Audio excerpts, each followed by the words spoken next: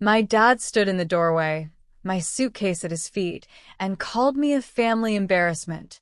I was 18 and 3 months pregnant.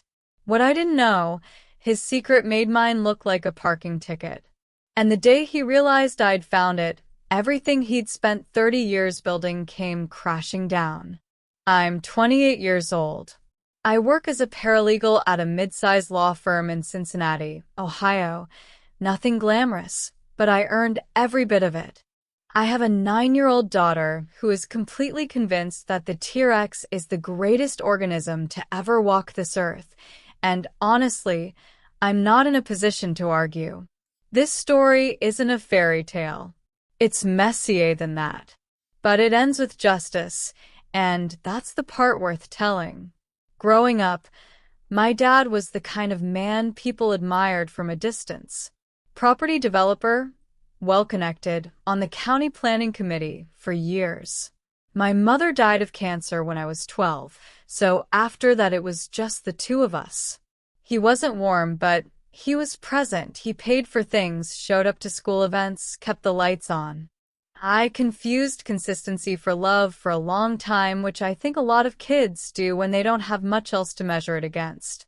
I was 18, second semester of senior year, when I found out I was pregnant.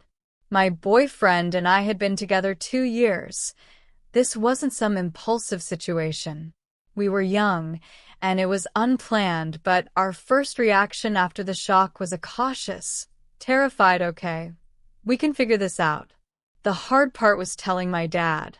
I chose a Tuesday night. He was eating dinner. I sat across from him and said it calmly. He put his fork down, looked at me, and said, "You're getting rid of it." Not a question. Not an opening. A flat statement, like he was telling me to take out the trash. "I'm not," I said. My voice shook, but I held eye contact. "That's not a request," he said. "I know. And this isn't a negotiation." He went very still, not loud, just cold, the way he always got when he was furious and wanted you to feel it. Then he said something I will carry for the rest of my life. He said, "I will not let this family be dragged through this mistake again." Again. That word landed wrong. I assumed it was a figure of speech, some reference to distant family history I didn't know about. I filed it away without realizing I was filing it, but it stayed there, buried in the back of my brain like a splinter too small to find, for years. He gave me 2 weeks.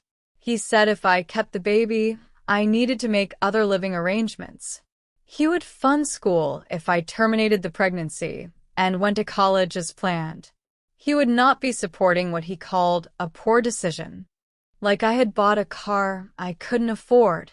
My boyfriend's family was in the middle of their own financial crisis and couldn't take us in.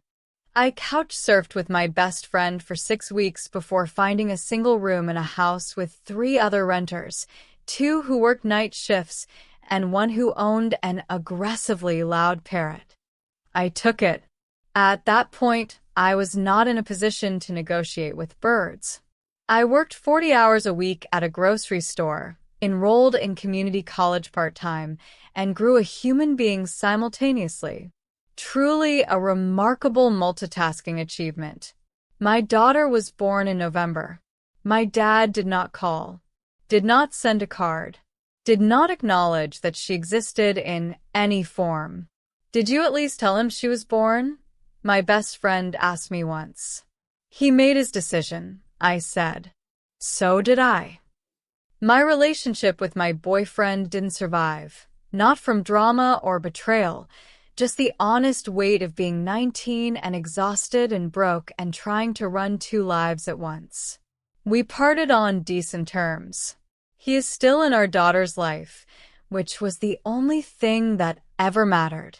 I got my associate's degree in 3 years. I worked my way from legal assistant to paralegal at a small estate law firm. My supervising attorney used to say I had a nose for inconsistencies, that I noticed the things that didn't quite fit. She meant it as a compliment. She had absolutely no idea what she was complimenting. My dad remarried when I was 24. I heard it through a mutual family friend, the way you hear about weather. New wife, her stepson, new house in a nicer suburb. He had rebuilt his entire life without a single piece of me in it. The press shirts, the Sunday church handshakes, the county committee seat, a clean, curated image of a good man who had simply, sadly, become estranged from a troubled daughter. That was the version of himself he was selling to the world. I just didn't know yet how desperately he needed people to keep buying it. Working in estate law teaches you things most people would rather not know. Wills changed 3 days before someone died. Properties tied to 5 different LLCs across 10 different names. Money moved through trusts in ways specifically designed to benefit some people and quietly erase others. You develop a finely tuned sense for when a document is exactly what it claims to be, and when it isn't. I had been at the firm for almost 2 years. I was 26, when a routine case had me cross-referencing property ownership records through the county's public database. I was tracing an LLC chain for a probate matter. Standard work. Not thinking about anything except getting through my stack before lunch. Then I saw a company name I recognized. It was a holding name my dad had used for one of his developments. I remembered it because I had seen it on paperwork in his home office when I was 14. A weirdly specific memory. The brain keeps things you never ask it to keep. The name appeared in an unrelated corner of the county record, attached to a property transaction from 2003. I told myself to close the tab. Not my case. Not my business. But that word, again, knocked on the back of my head like it always did. That evening, after my daughter was in bed, I opened my laptop and started pulling public records. Property filings, LLC registrations, probate documents, court dockets, everything accessible to anyone with a county login, which in Ohio is essentially anyone. I told myself I was just looking. I told myself I'd find nothing. What I found instead, over 3 consecutive nights, was this. My grandfather, my dad's father, had established a property trust before his death in 2001. The trust named 3 beneficiaries. One was my dad. One was my aunt. The third was identified only by initials and a date of birth that placed them at approximately 4 years old at the time the trust was created. A child who was 4 when that trust was made would be 32 today. For years older than me. I pulled the probate records for my grandfather's estate. Found the original trust document. Found a subsequent amendment filed shortly after my grandfather's death. An amendment that removed the 3rd beneficiary entirely. And what made my chest tighten? The amendment was procedurally wrong. Witnessed by a single notary without a second witness, which under Ohio trust law at the time should have required additional formality for a change of this magnitude. It didn't look like a mistake. It looked like someone in a hurry. I kept pulling threads, cross-referencing names, dates, birth records against court filings. What I eventually assembled was this. My dad had a son, born about 4 years before me, to a woman who was not my mother. There was a court record from the late 1990s, a private paternity matter, filed and settled confidentially. The resolution was sealed. The existence of the case was not. I sat at my kitchen table after midnight staring at all of it, and the word again finally made complete and total sense. I was not my dad's first mistake. My half-brother was. And my dad's solution to both of us had been exactly the same: private arrangements, quiet erasure, and a carefully maintained public face that no one was supposed to look behind. The next morning, I went to work and kept my face blank, which, working in a law office, I had gotten reasonably good at. but I was already running the problem. I knew enough about Ohio estate law to understand that if the trust amendment had been improperly executed or fraudulently altered, there was potentially a case here. I asked my supervising attorney a hypothetical over lunch. No names. No personal details. If a trust amendment was improperly witnessed, I said, and there was evidence of fraudulent intent in its execution, could that be challenged this many years later? She looked at me over her reading glasses. Depends on what you can prove, she said. But if the paperwork is bad enough and someone was materially harmed, yes, there's a path. How long would it take? Year and a half, 2 years, assuming the other side fights. They'd fight it, I said. She gave me a long look that said she knew this was no longer hypothetical, and she was professional enough not to press. Finding my half-brother took about 3 weeks of careful work. Nothing illegal, just the same kind of paper trail I followed for clients every day. He was 32, lived about 2 hours away, worked as a contractor. He had grown up with his mother. He knew his father's name. He had never pursued anything, probably because no one had ever shown him there was something worth pursuing. I wrote him a letter. I told him who I was. I told him what I had found. I told him I was not looking for money, a relationship, or anything at all from him. I just believed he deserved to know what had been done. He called me 4 days later. "How do you know all of this?" he asked. Careful. The voice of someone who had been lied to and wasn't ready to stop expecting it. "I'm a paralegal," I said. And I had a very specific reason to pay attention. He was quiet for a moment. "Then he kicked you out too, didn't he?" "When I was 18, I said. "Yeah." Pregnant. Silence. Longer this time. Then he said, "I want to talk to a lawyer." "I have a name for you," I said. My half-brother retained an estate attorney, someone my supervising attorney vouched for personally, a woman with a decade of trust litigation experience. Within 2 weeks of reviewing what I had compiled, she sent my dad a formal demand letter, improper exclusion of a named beneficiary through a procedurally defective and potentially fraudulent trust amendment. My dad's response was not quiet. He called me within 48 hours. First time in over a decade. I saw his name on my screen and took one slow breath before I picked up. "I know what you did," he said. Controlled. Tight. "Hi, Dad," I said. "It's been a while."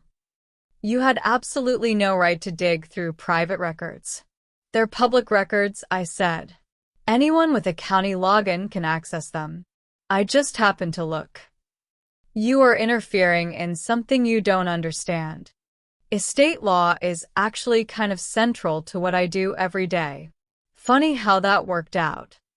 He switched tactics so fast it would have been almost impressive if I weren't the target. He said he understood things had been hard for me, that he was open to a real conversation about the past, that there might be financial consideration available if I convinced my half-brother to drop the matter. That was his word. Consideration. "Are you offering me money to make your other son disappear?" I said. He hung up. I opened my email immediately, typed out a full summary, date, time, what was said, his exact words, and sent it to myself to create a timestamp. Paralegal habit. You document everything, especially the things you hope you never have to use. That was the last moment my dad operated with any subtlety. After that, he went completely entitled. Within 10 days, his attorney sent a formal complaint to my law firm claiming I had used firm resources to access confidential records in violation of professional ethics. He was trying to get me fired. My supervising attorney pulled every search log from firm systems and confirmed that every document I had accessed on firm equipment was either part of an assigned case or a publicly accessible database. The complaint was baseless. The firm responded accordingly. But the fact that my father tried to end my career, without a moment of hesitation, not a warning, not a phone call, straight to the professional kill shot, told me exactly how threatened he was. He wasn't done. He reached out through the same mutual family friend who had told me about his remarriage years before. The message relayed back to me was that my half-brother's mother had been compensated generously and had agreed to keep the past private.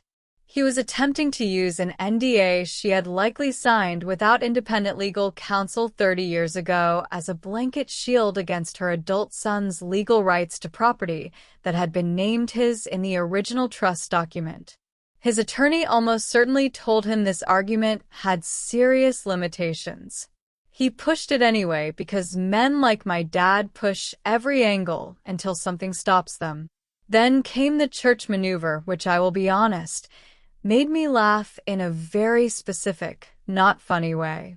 His new wife began attending my childhood church, the one my dad had carefully maintained relationships in for over 20 years. She started dropping comments in Sunday conversations about what a difficult thing family estrangement was, what a patient and forgiving man her husband was, how some people just made choices that were hard for everyone around them.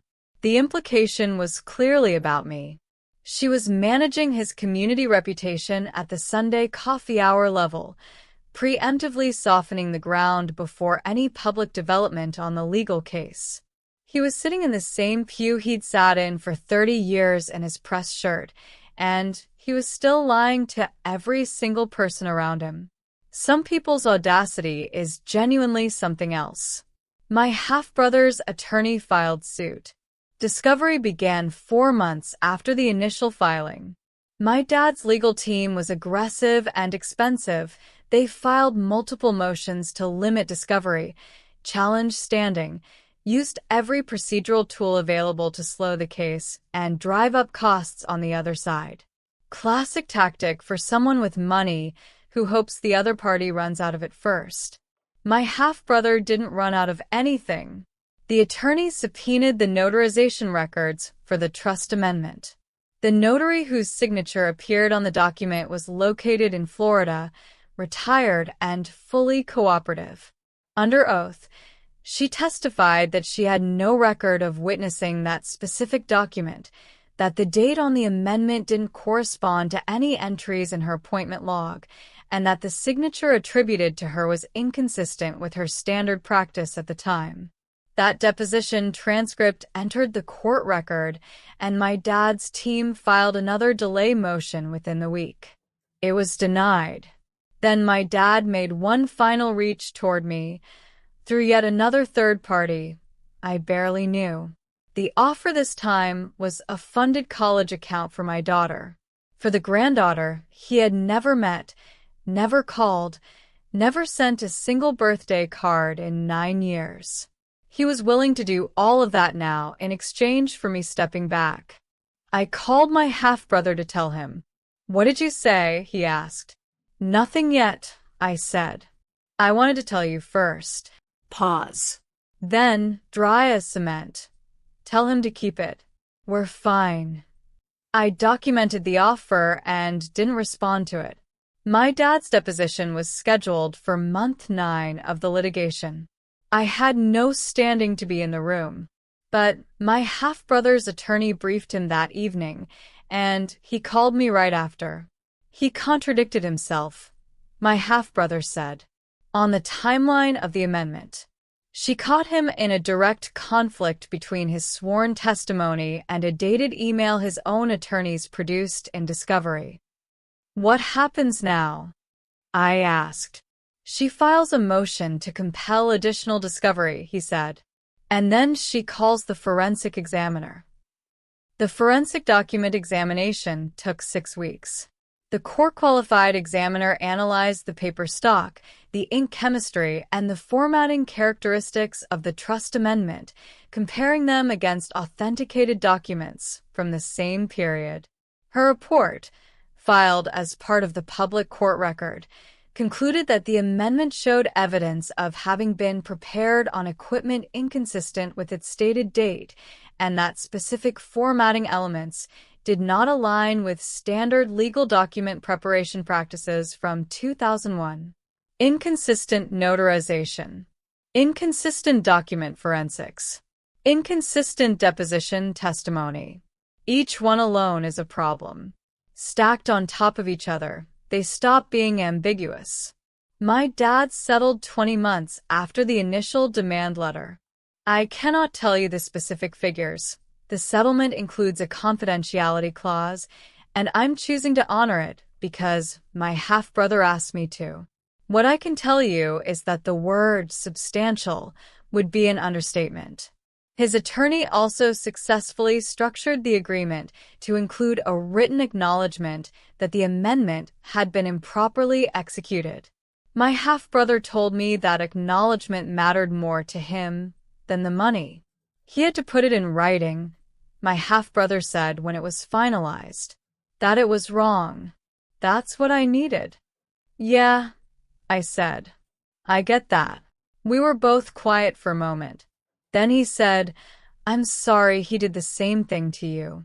Different version of the same move, I said. You were just first. The settlement didn't close things neatly for my dad. Civil court filings are public record, and a local reporter found the case and published a short piece. Not dramatic, just a brief item about a settled trust dispute involving a local property developer. The kind of story that only means something if you know the parties.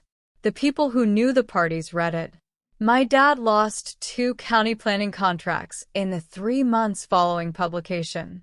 His development company's website quietly pulled his biography page. The Sunday handshakes got noticeably cooler. The version of himself he had built and polished for 30 years was always constructed to survive the absence of scrutiny, not the presence of it. Take away the cover and the whole architecture becomes visible for exactly what it is.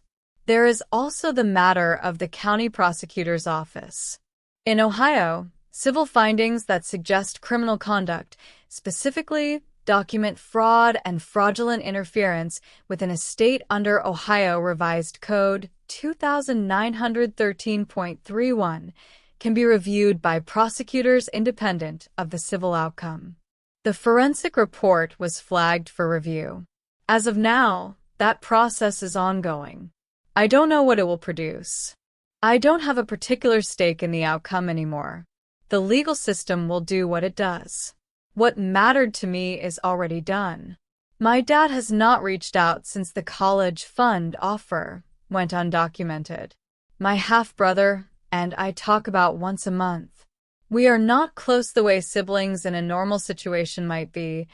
We are 2 adults who are kept apart deliberately and are figuring out, carefully, what to build from scratch. His daughter and my daughter have met twice. That part feels like the most unexpectedly normal thing in an otherwise very strange chain of events. I still work at the same firm. My supervising attorney gave me a raise about 4 months after the settlement, mentioned initiative and judgment, and we have never directly discussed what started the chain of events. I appreciate her discretion more than I could say. My daughter is 9 years old and thinks her mom has the most boring job in Ohio. She does not yet know that her mom once dismantled her grandfather's 30-year deception using a county property database, a retired notary in Florida, and a memory of a company name glimpsed on a piece of paper when she was 14 years old. I'll tell her someday, when she's old enough to understand that the most satisfying justice is usually the quiet kind. The kind that moves through documents and depositions and forensic reports rather than raised voices and dramatic confrontations. My dad stood in that doorway with my suitcase and thought he was ending a problem. He thought I would disappear the way my half-brother had, tucked into a private arrangement, managed, forgotten, silent. He thought his press shirts and his Sunday reputation and his carefully curated public image would protect him from anything a daughter he'd thrown out could ever do or find. He made two mistakes. The first was thinking that burying people is the same as making them go away. The second was forcing someone to be completely self-sufficient from the age of 18, then being surprised when she spent the next decade getting very, very good at finding the things people try to hide. Public records are a beautiful thing. If that justice landed the way I think it did, hit subscribe because there are men like my dad in a lot of these stories, and the paperwork always catches up with them in the end.